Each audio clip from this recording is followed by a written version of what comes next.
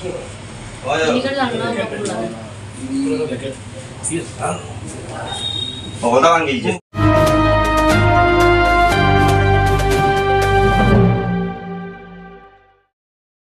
দুপুরবেলা Kailashahar PWD road এলাকায় একটি বাড়িতে দুঃসাহসিক চুরির ঘটনা সংঘটিত করে চোরের দল। জানা যায়, পিডব্লিউডি রোড এলাকার বাসিন্দা বিমল রায় পেশায় একজন ঔষধ ব্যবসায়ী। প্রতিদিনের মতো আজ সকাল 10:30 নাগাদ তিনি তার ভগিনী নিবেদিতা বালিকা বিদ্যালয়ের বিপরীতে অবস্থিত ঔষধের দোকানে যান। বিকাল 3:30 নাগাদ তিনি বাড়ি ফিরে দেখেন বাড়ির গেটে তালা, অথচ ঘরের দরজার তালা ভাঙা। এই জিনিসটি দেখার পর বিমলবাবু ঘরের ভিতর প্রবেশ করেন।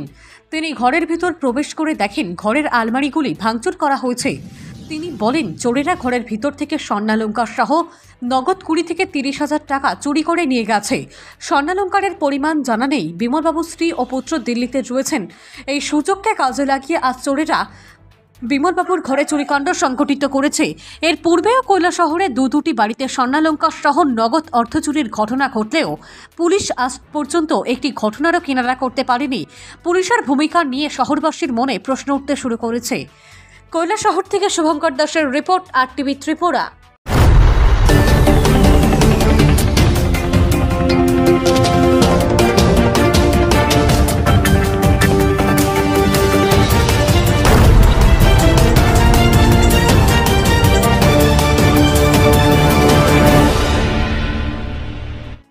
আমার বাড়িতে বলে বাসা, বিমল কৃষ্ণ রায় আমার নাম।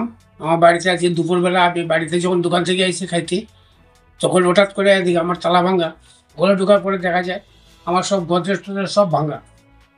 এরপরে কী জিনিস আছে সব আমি এখন ঠিক করে কইতে পারতাম না। কিছু সোনার জিনিস গেছে আর কিছু টাকা ক্যাশ টাকা গেছে, 20-30,000 টাকার উপর। তো আপনার বাড়িতে কি কেউ থাকে না? না, আমি মিসেস দিল্লিতে আছে ছেলের সাথে। তো আপনার বাড়িতে একাই থাকি। আপনার বাড়ি থেকে কটার সময় গেছেন? 10:30 গেছে সকালবেলা। এখন বাজে প্রায় 4টা। আমি 7-3টার দিকে আইয়া বাড়িতে ঢুকছি, দেখেন সব কিছু ভাঙা। নগদ টাকা আপনি সোনা দানা ছাড়া কিছু নিচে গেছে না, আর কিছু তো আমি কইতে পারতাম না। এখন দেখতেই তো প্রায় তো আধ ঘন্টা হয়েছে ঘরে আইছেন, আপনি কি থানাতে জানাইছেন? জানাইছি, ওসি সব আমি ডাইরেক্ট টেলিফোন করে বলছি। কি বলুন? ও সব দেখতেছি আমি আপনার বাড়িতে আছেন, তার বাবা আছে।